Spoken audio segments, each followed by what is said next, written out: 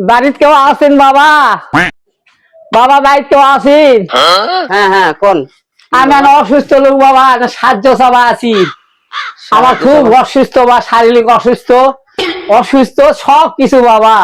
ও তো বাবা তো ঠিক আছে, বাড়িতে সমস্যা তো ঠিক হয় আছে। হয় বাবা, বাড়িতে খুব সমস্যা। 500 টাকা দাছি, এই হয় টাকাটা বাবা। নিয়ে যায় চিকিৎসা করো। ঠিক আছে বাবা।